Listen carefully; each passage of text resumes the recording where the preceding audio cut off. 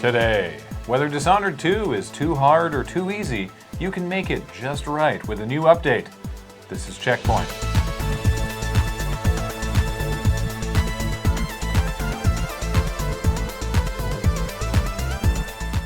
Welcome to CheckPoint, where this week, I'm super excited to be going to PAX South this weekend. Ooh, they'll be demoing the Switch there. Maybe you can try the Switch Joy-Con Challenge.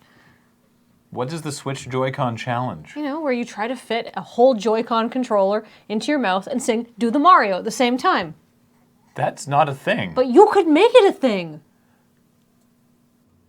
A beta update for Dishonored 2 allows users to fine-tune the difficulty to their personal playstyles.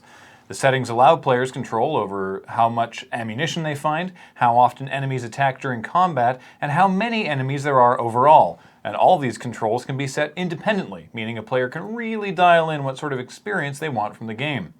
We did not reach out for comment, but can only assume that the Dark Souls community is rabidly upset at the mere concept of a player being able to reduce the difficulty of any game. When not asked to comment, the invented straw man of the entire Dark Souls community incoherently screamed about intent of the game until they ran out of stamina and fell asleep. Are you feeling nostalgic for the old Sierra games of the 80s? Well, Stair Quest is here to scratch your retro gaming itch. A loving tribute to classics like King's Quest and Space Quest, and their unforgiving navigational systems where a single wrong key press would send you hurtling to your death with no clues given as to how you were supposed to. Actually, you know what? I don't need to play Stair's Quest. I remember King's Quest now, and I'm good.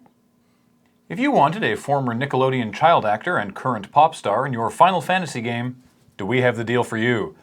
Specifically, the Square Enix mobile title, Final Fantasy Brave Exvius, a sort of turn-based JRPG, very Japanese gachapon game that's been popular both in and out of Japan.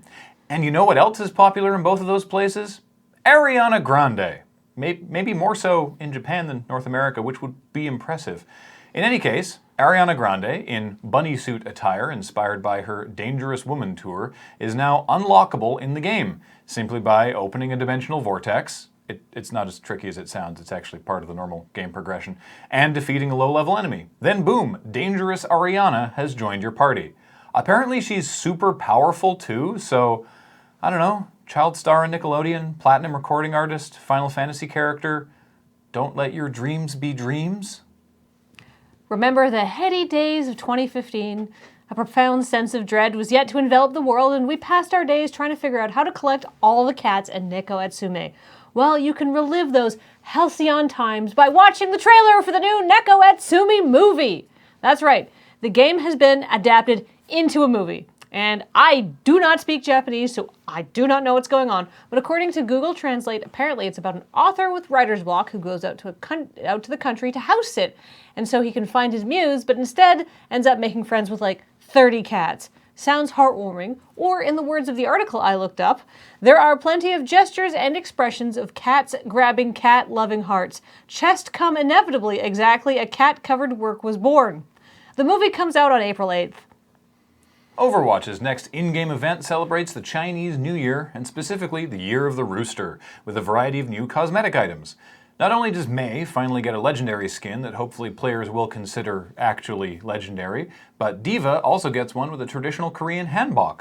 However, I'm most excited about this leaked image of Zenyatta, Roadhog, Reinhardt, and Winston, dressed respectively like Tripitaka, Pigsy, Sandy, and Sun Wukong the Monkey King from Journey to the West. It's actually written into international law that any game released in China has to include some reference to the Monkey King or be cast into the sea. Does that really happen a lot? Yeah, League of Legends, Smite, and Dota all have Monkey King skins or characters. Well, what about StarCraft? Into the sea. I guess Blizzard doesn't want to make that mistake again.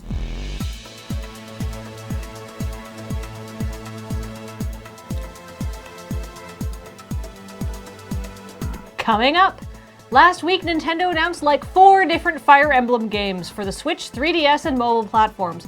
It feels like only yesterday that they added Marth to Smash Bros. Melee and were met with a resounding chorus of, "Who the fuck is Marth?" Oh god, but then that was 15 years ago. Okay. Rest well. I'll remember you as you were.